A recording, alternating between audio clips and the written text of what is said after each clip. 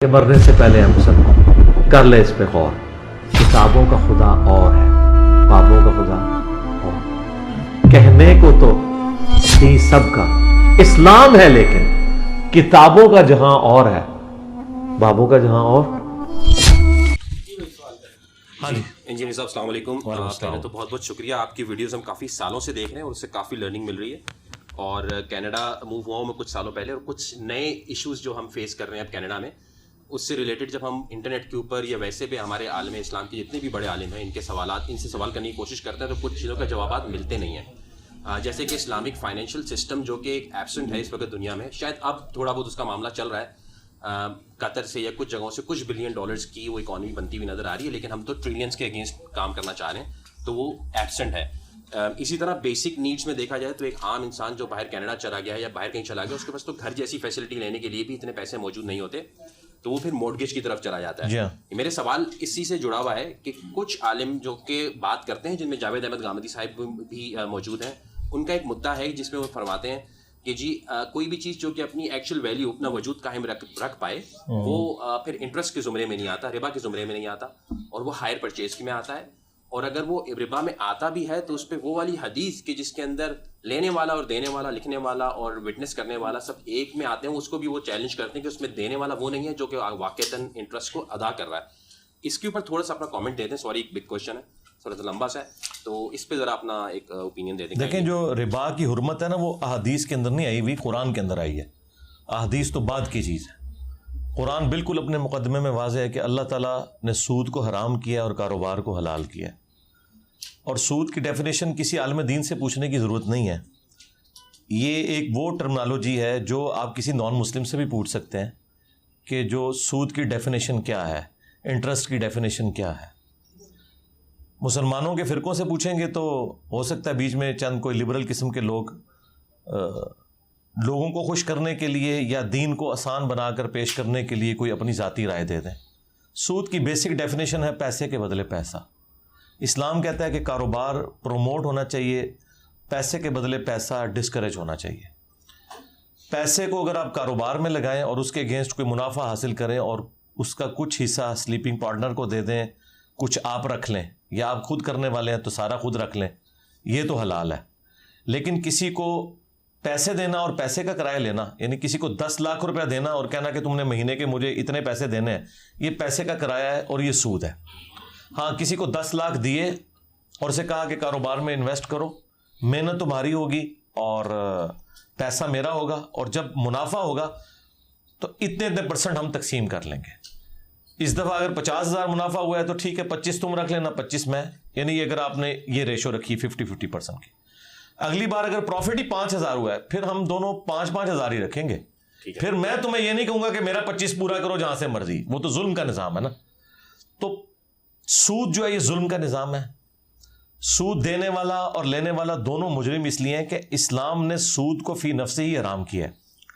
जावेद अहमद गामदी साहब ने आज से तकरीबन कोई 20 साल पहले पीटीवी के ऊपर सूद के ऊपर रिकॉर्डिंग्स कराई थी। उस वक्त उनका वही मौक़िफ़ था जो मेरा है। मैं उस वक्त के गामदी साहब के मौक़िफ़ को सही समझता हूँ। उनसे जब पूछा गया कि अगर सूद देने वाला और लेने वाला दोनों राज़ी हैं, अगले ज़मानों में तो अमीर लोग इस्तेसाल करते थे अवाम का, आजकल बैंक क्या कहता है, वो खुद ऑफर करता है कि आप मुझे पैसे दो, मैं तुम्हें सूद दूंगा। हालांकि दूसरी तरफ ये होता था कि लोग जो है वो मजबूरन कर्जा उठाते थे।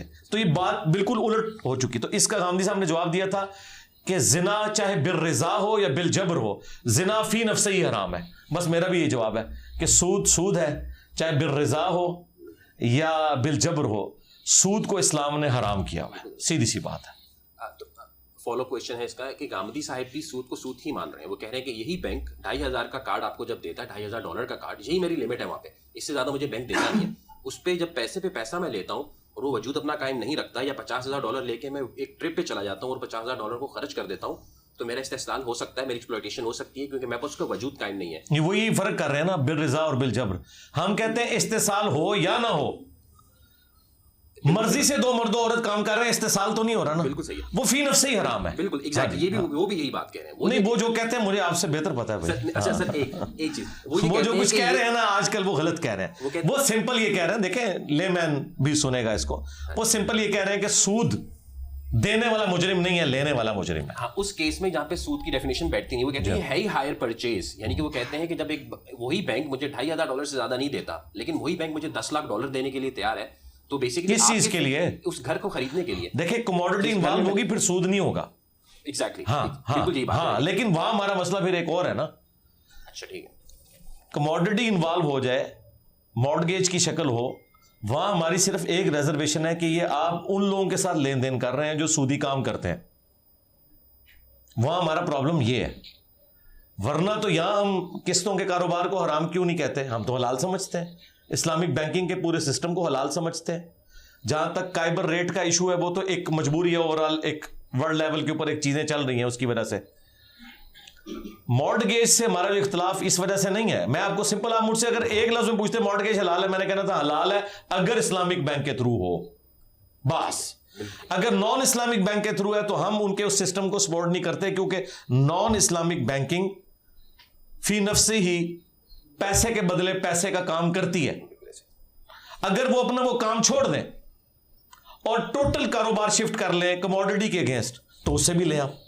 इसराइल में कई बैंक है जो इस्लामिक बैंकिंग कर रहे हैं, वो उसे इस्लामिक नहीं कहते लेकिन है इस्लामिक बैंकिंग के करें। ठीक है, और इस शिक के साथ हाँ जी, यूरोप अमेरिका में भी जो इस्लामिक बेस कमोडिटी के अगेंस्ट है और वो टोटली कारोबार उनका, यहां पे भी मैं आपको बताऊं स्टेट बैंक ऑफ पाकिस्तान ने पाबंद किया है कि हर बैंक ने जो नॉन इस्लामिक है उसने एक अपनी ब्रांच इस्लामिक भी खोलनी है। इसलिए आप देख रहे हैं अलाइड बैंक ने एक ब्रांच खोली हुई है, तो मैं उसको जायज नहीं समझता, क्योंकि ओवरऑल पैसा एक है, ऊपर मालिक एक बैठा हुआ है। तो मैंने जब भी बात की तो कहा जो सारा का सारा इस्लामिक सिस्टम है, जिस तरह मिजान बैंक है, दुबई इस्लामिक बैंक है, अब फैसल बैंक भी इस्लामिक की तरफ चला गया, और पाकिस्तान में तो इस्लामिक बैंकिंग ग्रो कर रही है, दूसरों से तो लोगों ने पैसे निकलवा लिया है, ठीक है। और ये भी इस्लामिक बैंकिंग वालों की एक मेहनत है कि लोगों ने पैसा बैंक में रखवाया। अभी भी जो लोग नमाज भी नहीं ना पढ़ते वो भी बैंक में सूद खाने को हराम समझते हैं और वो सूद नहीं खा रहे। ये इस्लामिक बैंकिंग के बाद कोई 40-50% पैसा लोगों ने निकाला है, वरना अभी भी 80% ज्यादा लोग बैंक में पैसे नहीं जमा करवाते सूद की वजह से। ये जो स्टैटिस्टिकल एनालिसिस उन्होंने इकट्ठा किया है, तो हमारा ये इशू है कि जो कारोबार 100% हलाल तरीके से लोग कर रहे हैं, वो अगर तकाफुल भी करें इंश्योरेंस दुरुस्त, वो कार फाइनेंसिंग भी करें दुरुस्त, क्योंकि वो उन्होंने पूरे का पूरा सिस्टम फिट इन बिठाया हुआ है उसके एतबार से। तो वो किस्तों का कारोबार जो कर रहे होते हैं प्लॉट के अगेंस्ट या मकान के अगेंस्ट, वो इसी तरीके से कर रहे होते हैं। हमें इख्तिलाफ इन बैंकों के साथ है। ठीक है, अच्छा इसी जमन का एक आखिरी सवाल है, ये बिल्कुल बात आपकी समझ आ गई कि एक कन्वेंशनल बैंक जो है अगर वो इस्लामिक बैंकिंग कर रहा है तो फिर तो ठीक है, लेकिन ऐसा कनाडा में शायद मुमकिन ना हो ना कि सिटी बैंक का भी उसी का बैंक बन जाए। या ये जो सवाल आप करने जा रहे हैं इसका जवाब मेरे पास नहीं होगा, मैं आपको पहले बता दूं। ठीक है, लेकिन क्या हम क्या करें? नहीं, हम ना करें, मैं ये नहीं करें, मैं अगर तो आप कर जाएं तो क्या इस पे वही हुर्मत कायम हो रही है? क्योंकि अल्लाह ताला भी कुरान वही पूछ रहा देने वाले के बारे में। मेरे भाई आपका मकान बने ना बने मुझे कैसे लेना देना? हाँ, वो मौलाना मौदूदी रहमतुल्लाह ने कहा था तुम खुद सूद खा के जन्नत में जा रहे हो, मुझे क्यों घसीट रहे हो, जाओ। मुझे तो मेरी तो कोई चीज टेक पर नहीं लगी, मैंने तो आपको बताना है। अब ये मेरे लिए जरूरी नहीं कि मैंने आपको जबरदस्ती कोई सोल्यूशन देना है। मेरे पास तो ये सुल्तान नहीं है ना, गवर्नमेंट तो मेरे पास नहीं, मैं तो सिर्फ आपको एक अच्छे लड़के और लड़की की खूबियां बता सकता हूं। रिश्ता करवाना मेरी जिम्मेदारी नहीं है, ठीक है। रिश्ता आपने खुद ढूंढना है, आप देख लें उसके इक्विवेलेंट आप क्या कर सकते हैं, अपने मामलात को किस तरीके से लेके चल सकते हैं, फाइनेंसिस किस तरह मैनेज कर सकते हैं। बाकी अगर आप अपने सेंस में ये समझते हैं कि मैं अल्लाह ताला के सामने इसको जस्टिफाई कर लूंगा क़यामत के दिन, तो आप करें, मेरे खाते में ना डालें। हाँ, मैं नहीं इसकी बिल्कुल, मैं क्यों किसी के गुनाहों का बोझ उठाऊं। मैं तो आपको इन प्रिंसिपल बात बताऊंगा कि भाई यूं है।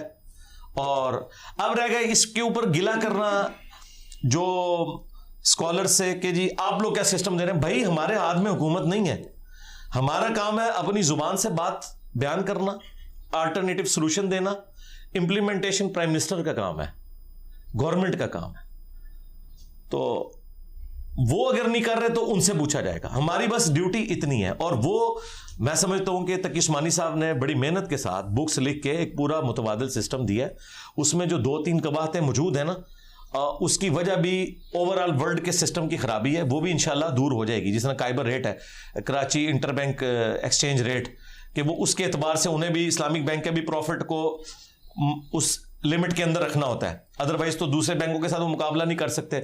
दूसरा ये कि किस्त लेट होने के ऊपर पेनल्टी डालना, इस्लाम में तो ये सूद है, लेकिन उसका उन्होंने अल्टरनेटिव ये निकाला है कि ये पेनल्टी के बगैर तो ये किस्तें देंगे नहीं, तो वो 2-3 पेनल्टीज मिस कर देते हैं, ढील देते हैं मखरूज को। जब बिल्कुल मामला खराब हो जाता है तो फिर वो जो थोड़ा बहुत जुर्माना डालते हैं ना, वो गवर्नमेंट के चैरिटी फंड में जाता है, बैंक उसका बेनिफिशियरी नहीं होता।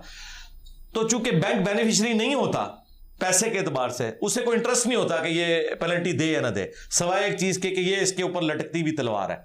ये दो चीजें ऐसी हैं जो इसमें कमजोरियां हैं। बाकी ये 90% जो पॉसिबल था इन गिवन सर्कमस्टांसिस के अंदर वो सिस्टम हो चुका है, और ये जो थोड़ी बहुत कबातें ये भी इंशाल्लाह वक्त के साथ दूर हो जाएंगी। इंशाल्लाह ठीक होगा।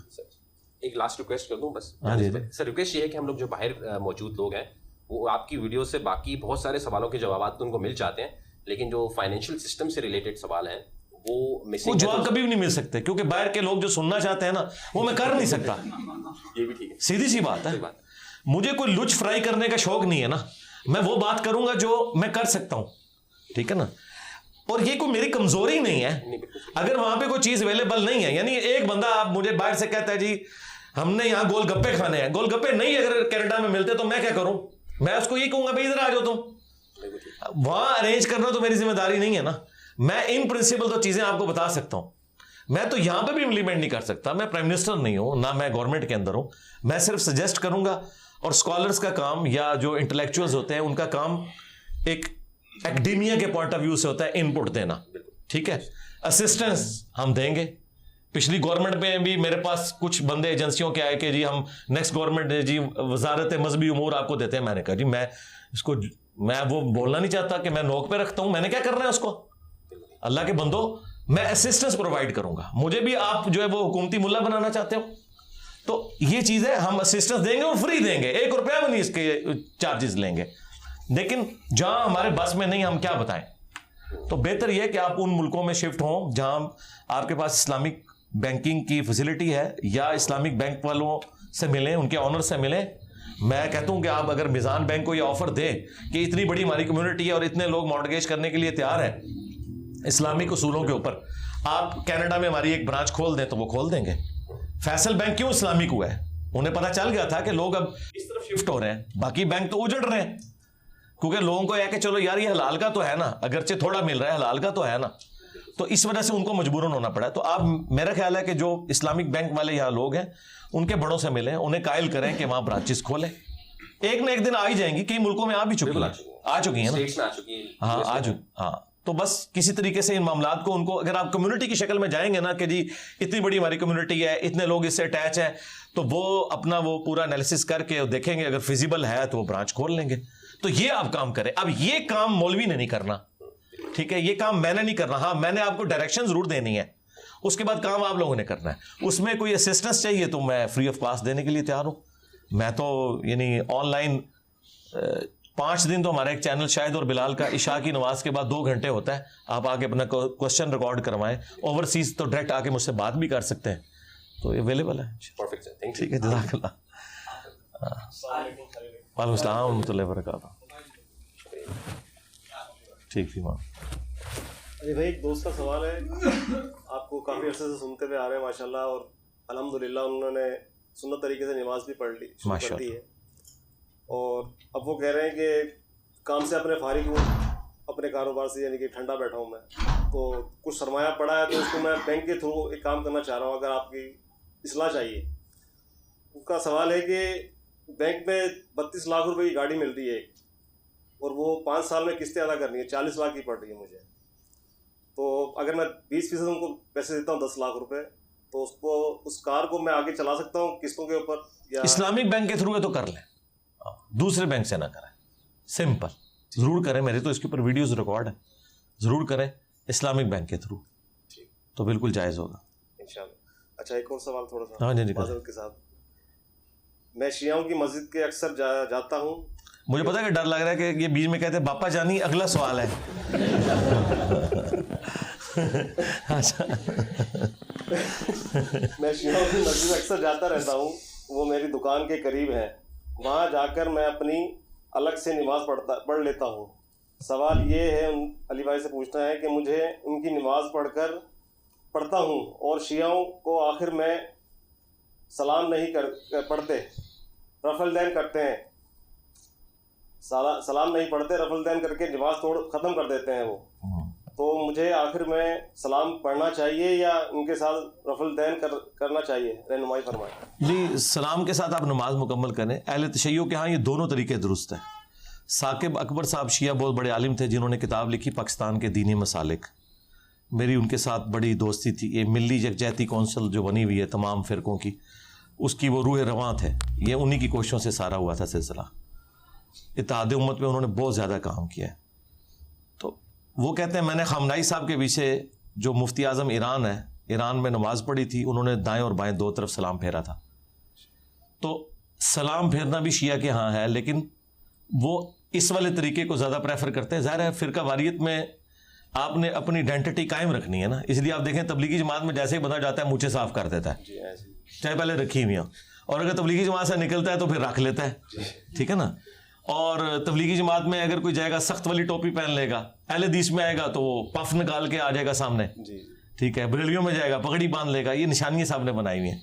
तो ये इस तरीके से है। तो वो जब उस तरह करें, हमारे यहाँ भी उस किस्म की रिवायतें मिलती हैं, उतनी मजबूत नहीं है, लेकिन ओवरऑल नमाज इख्तिताम करने के लिए जो भी अमल किया जाता है, इसे कहा जाता है खुरूज बिस्सुनई। नमाज को मुकम्मल करने के लिए कोई एक्टिविटी परफॉर्म करना, वो सलाम फेरना हो या इस तरीके से हो, दोनों तरीके से नमाज मुकम्मल हो जाती है। हाँ, ठीक हो गया उस्मान भाई, कमाल है उस्मान भाई।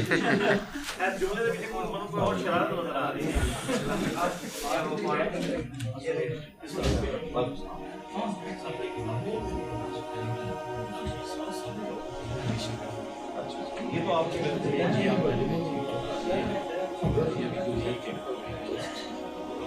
अच्छा जवाब दिया।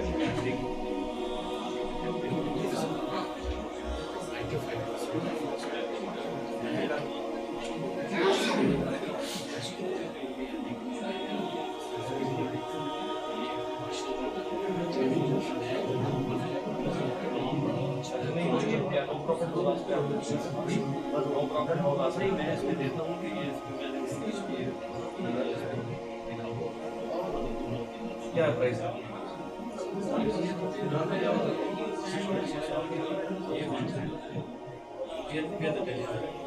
अच्छा, कैसे इसके ये दोनों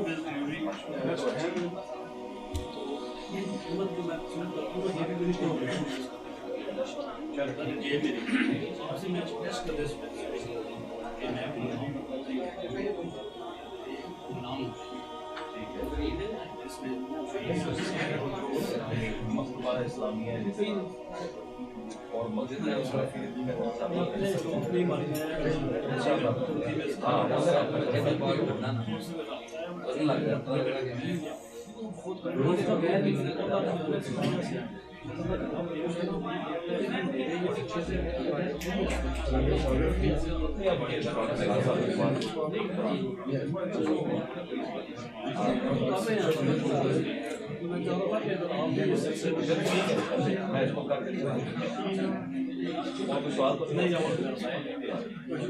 उस्मान भाई और ये भाई सवाल है